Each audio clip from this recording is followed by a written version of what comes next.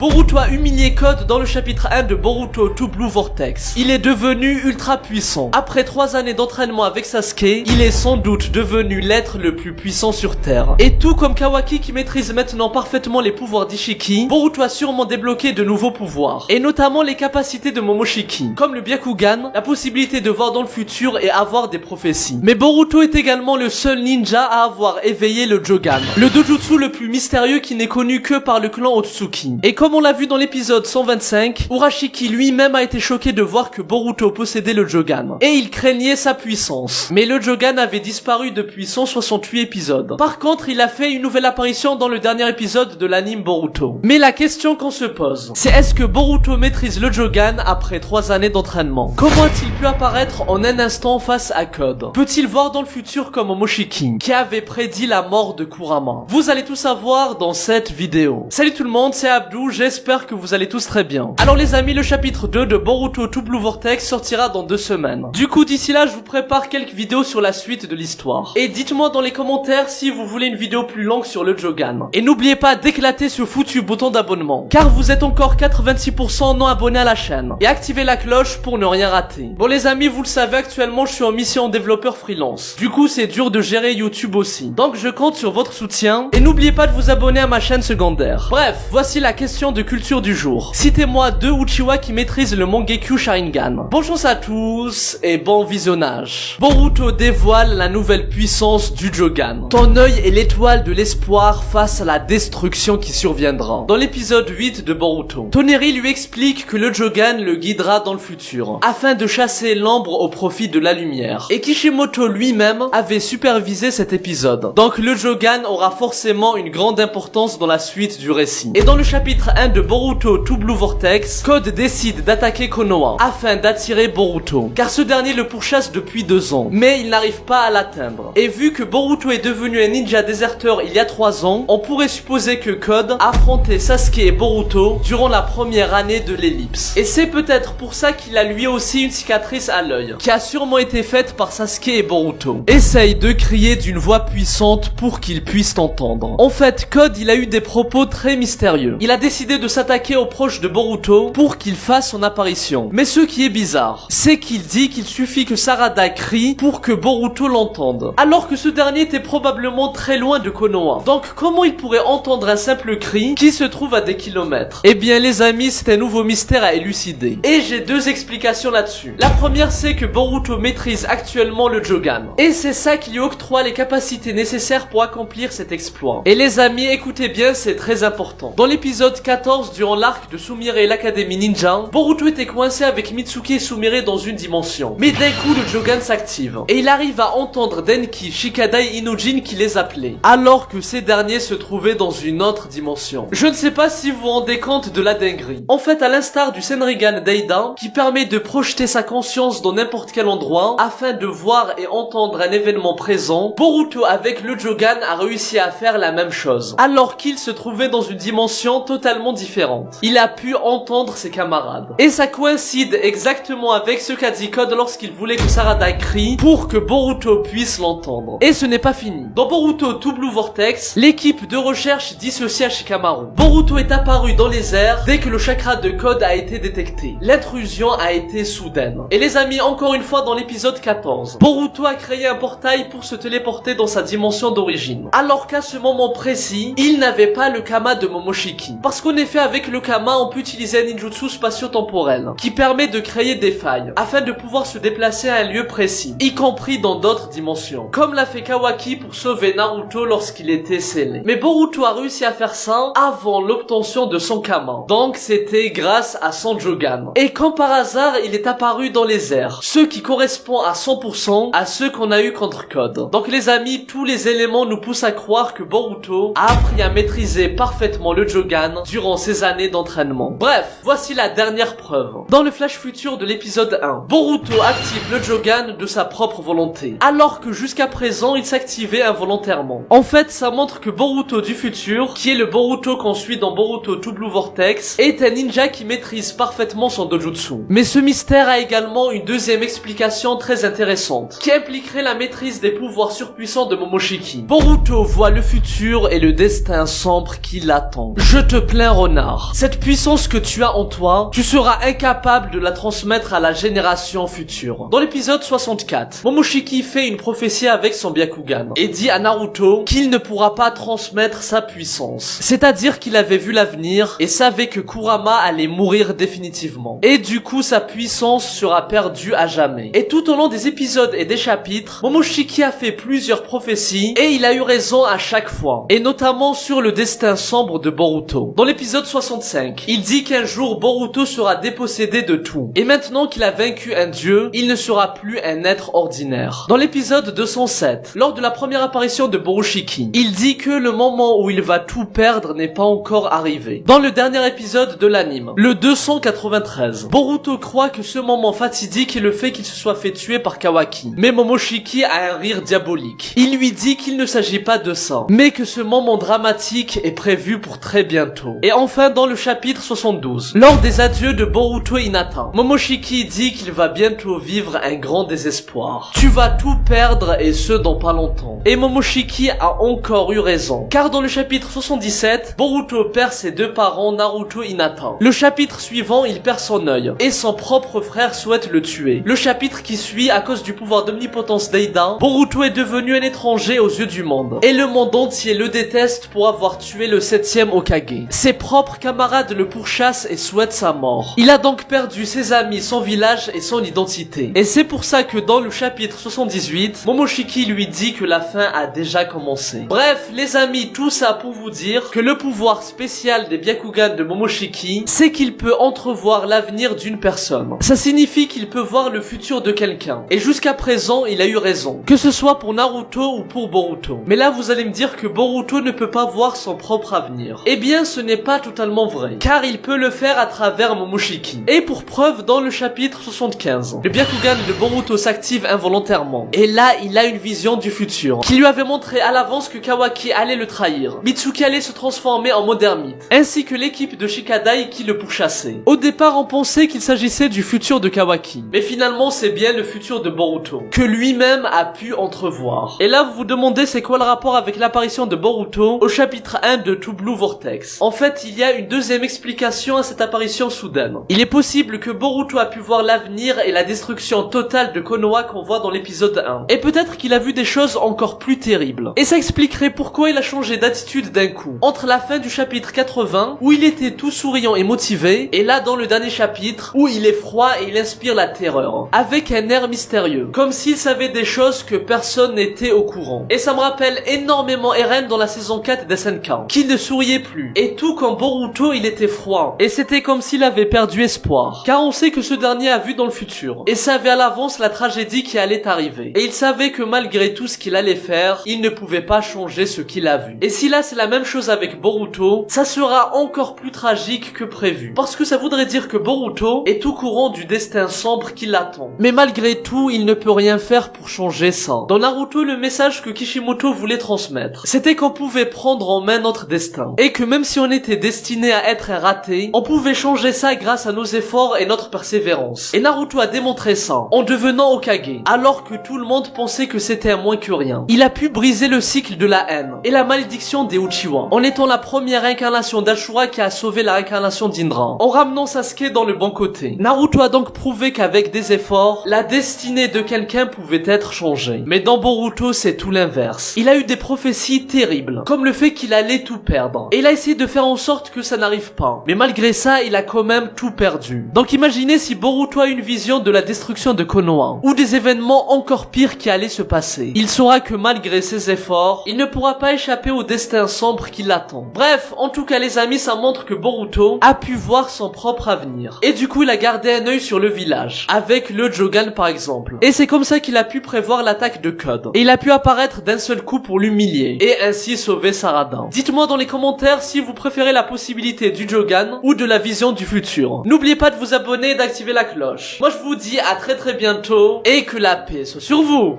Hello, Psy, Konkuro.